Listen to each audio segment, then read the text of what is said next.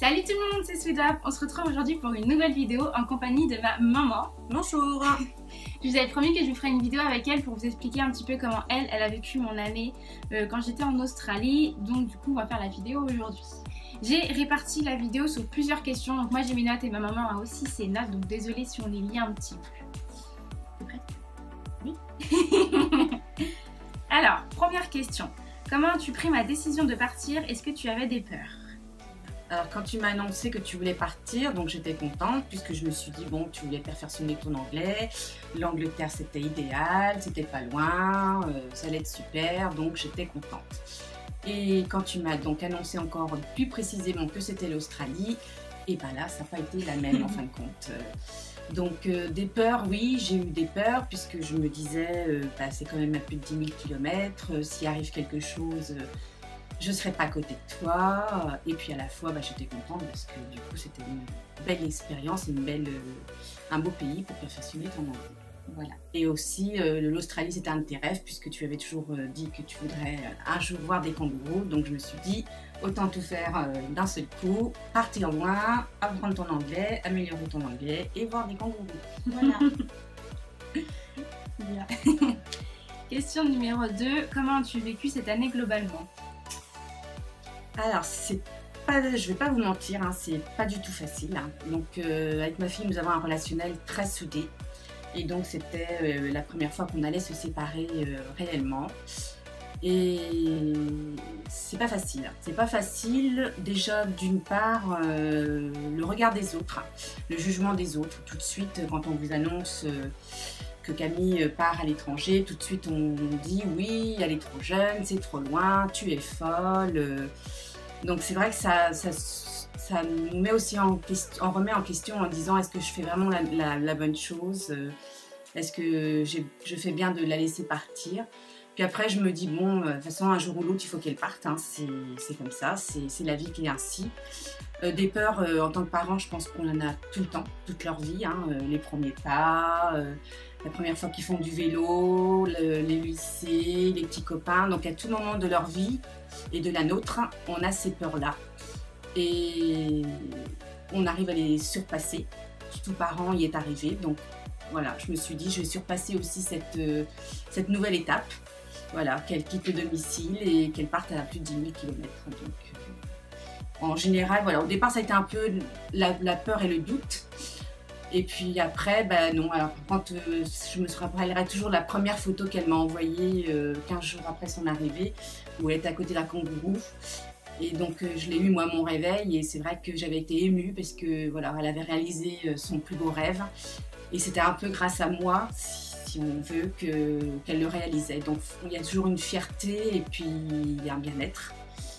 Et donc voilà, et puis par contre, donc oui, les moments où elle est heureuse, où elle nous envoie des photos, où elle nous appelle toute contente, donc oui, on a le cœur qui bat, on est heureux aussi. Et puis il y a les jours où elle nous appelle parce qu'elle pleure, parce que son iPhone est tombé dans la machine à laver et qu'elle hurle et qu'elle ne sait pas quoi faire. Et là, bah, maman, c'est pareil, maman, comment ça se fait, enfin...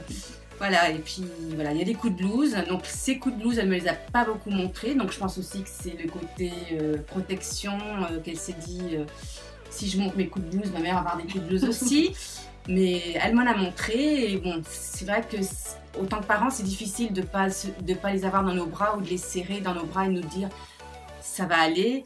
Donc on le fait par téléphone ou par SMS, c'est pas pareil. Donc voilà, mais en général, on y est arrivé, et puis aussi bien les mauvais moments que les bons moments, c'était une année positive. Et quand je vois comment elle est revenue là de son année, plus ouverte, plus libre, des façons différentes de penser, le fait d'avoir vu d'autres cultures, d'autres personnes, c'est...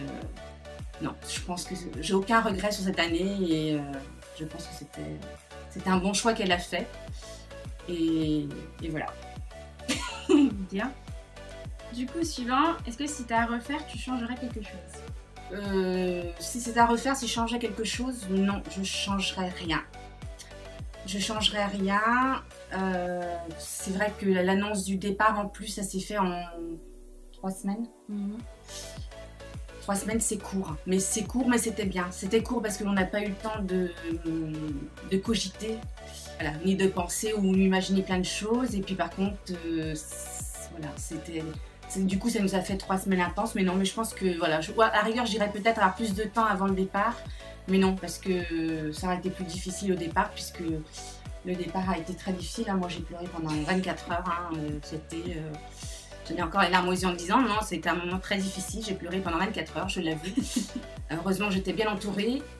Les personnes se reconnaîtront. J'étais bien entourée, mais j'ai pleuré pendant 24 heures. Et je me souviens même, hein, je lui ai envoyé un message quand elle était dans son avion. Elle avait plus de 11 heures de vol. Et je lui ai envoyé un message en lui disant « Promets-moi de revenir, s'il te plaît, jure-le-moi ». Mais j'étais dans un état d'esprit où j'avais peur qu'elle ne revienne plus du tout.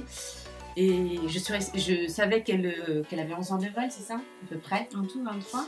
Et j'ai attendu jusqu'à ce qu'elle atterrisse pour qu'elle me réponde à mon SMS. Et donc elle m'a répondu « Oui, oui, je reviens ». Donc voilà, j'étais un peu plus tranquille après. Voilà.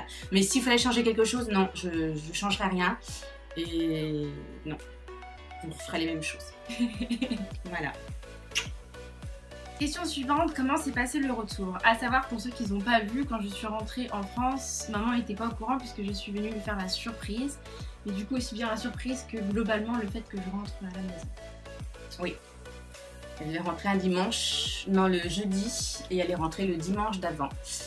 Et donc vous pouvez regarder sa vidéo hein, sur cette journée-là.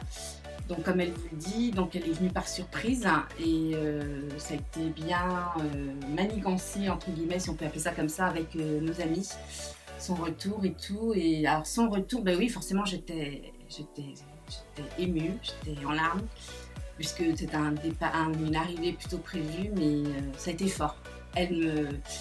Même forcément qu'il nous manque hein, pendant toutes ces périodes, hein, mais je l'ai serré très fort dans mes bras et ça a été une longue journée très forte entre nous deux. On était tout le temps ensemble. Et puis après, on savait aussi qu'on partait en vacances et qu'on allait se retrouver pendant une semaine aussi. Donc voilà, ça nous a fait du bien et voilà. Elle a bien fait de revenir et même si elle repart, elle a bien fait de revenir. Ok, question suivante. Si tu avais des conseils pour les futurs parents d'au pair, qu'est-ce que ça serait? Alors, je vais lire mes notes puisque là je pense que c'est... Alors voilà ce que j'avais marqué. J'ai marqué futurs parents, je m'en suis sortie. Donc vous aussi, vous pouvez vous en sortir. Moi je suis fière d'elle, fière de la jeune fille qu'elle est devenue grâce à cette expérience, puisque c'est vrai que c'est des expériences magiques. Ne soyez pas égoïste, laissez-les faire, laissez-les aller. Laissez-les s'envoler, laissez-les réaliser leurs rêves, parce que ça vous apportera, vous en serez fiers, hein, ça vous apporte un plus, aussi bien pour eux que pour nous. Et on les aide, hein, ça les aide beaucoup. Il y a une phrase que je lui ai dit il n'y a pas longtemps et que je lui avais dit avant de partir, je lui avais dit « t'es une chenille, et maintenant t'es un super beau papillon ». Voilà, c'est prends ton envol, et puis voilà. Un conseil que je vous donne aussi, c'est la communication. Communiquez beaucoup avec eux. Malheureusement, on a vu aussi, il y a l'année dernière, une expérience avec une jeune fille au pair à Londres. Je ne veux pas les critiquer, c'est pas du tout ça, mais je pense que déjà, il y avait un petit peu de manque de contact. Voilà. Moi, avec Camille, quand elle est partie, on s'était dit au départ, on se passe un SMS tous les 2 jours. Voilà, si au bout de 3 jours, j'ai pas d'SMS, voilà, au départ c'était comme ça. Donc au départ, c'est on se passait des SMS sur Skype pour voilà, tous les réseaux sociaux, on s'envoyait un message. Mais ayez au moins un contact tous les 2-3 jours avec vos enfants. Après, c'est pareil, donc on est très soudés toutes les deux. Donc je lui ai dit, si tu tentes, tu avances.